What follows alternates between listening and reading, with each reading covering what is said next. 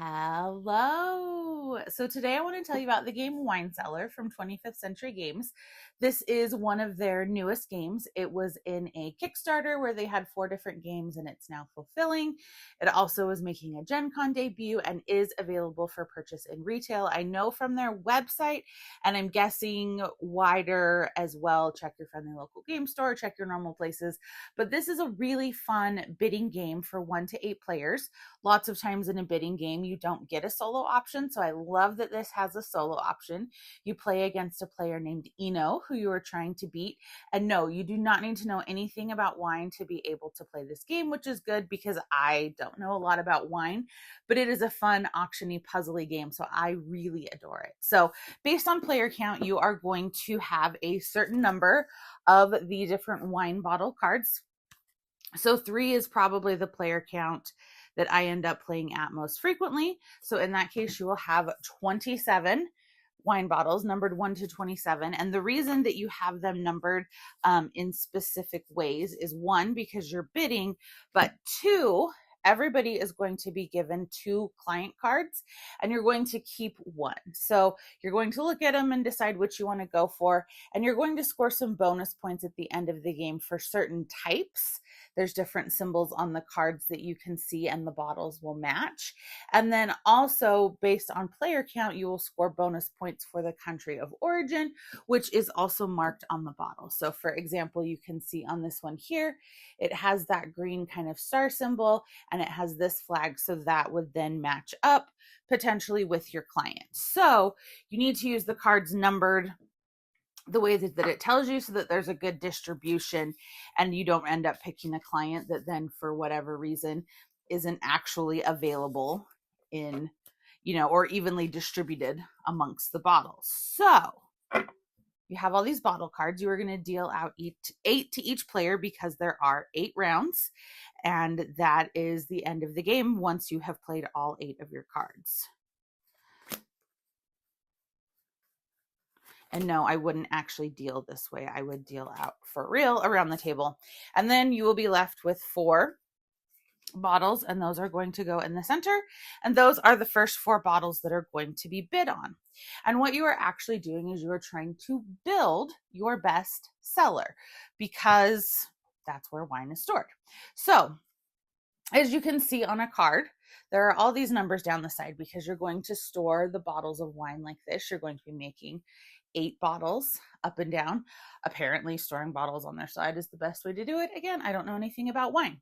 So what this is telling you is that if this bottle were to be number 1, you would score 3 points if it's number 1 out of your 8. However, you can see if it's in some different positions, it's going to score you even more points. So you're trying to get these bottles in the place where they will score you the most points. So you look at what's on offer, you look at the cards in your hand, and you decide which card in your hand you want to use to bid. Now, because this is a 3-player game, we know our bottles are numbered 1 to 27. So that helps you kind of know what numbers are out there so you know how high or low your numbers might be. Starting out, I may not have a huge preference in what I get. So maybe I'm just going to go with this one. Everybody is going to bid their card. We all reveal. And then in number order, I was 3, I was last. Whoops, we should only have 3 bottles out here, not 4, my bad, because there's only 3 of us playing. We would take our bottles. So this player maybe takes this one. This player's going to take this one, and I get this one. So I then will turn it on its side. Obviously for round 1, it just is right here. The 3 bottles that were used to bid are now what's up for auction next round. So you also potentially have the ability to know what you're bidding and be like, I'm going to throw this out there. And I know I have a super high card. So I think I might be able to get that bottle of mine back on the next round. So you can play a little bit that way too.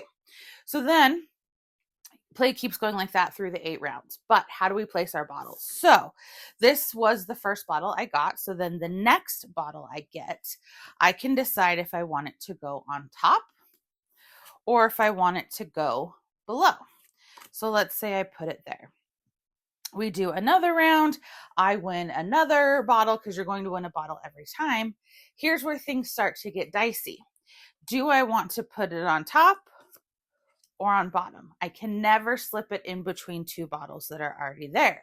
So this is where, when I keep adding things on top, bottles are now getting pushed down, or if I add it on the bottom, bottles are getting pushed up. So these values could be constantly shifting as to where things are going.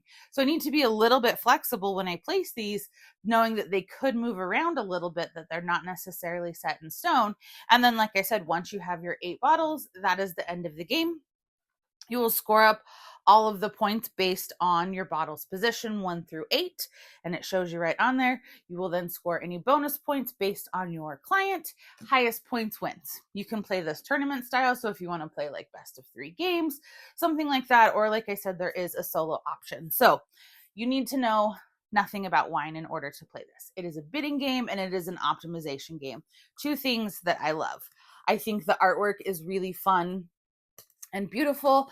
I like the cards. I like the concept of the game. I like that there's a lot of simultaneous play. So even at higher player counts, you're not going to be having a lot of lagging or a lot of downtime, because everyone's deciding their card to bid. You put it out, you take your cards in turn order, on to the next turn. So this is a great game to pull out that you can play quickly. You can easily say, let's play one more. I think it is really, really fun. I like that the cards you bid with are then the cards that are up for auction next round. So I am definitely enjoying Wine Cellar. I think this is a great game, and I love that it plays up to 8 people for when you have those larger groups. So I would love to know, have you played this? What are some of your favorite bidding games? Give me a like and a follow, and I'll keep bringing you more board game content. Thanks. Bye.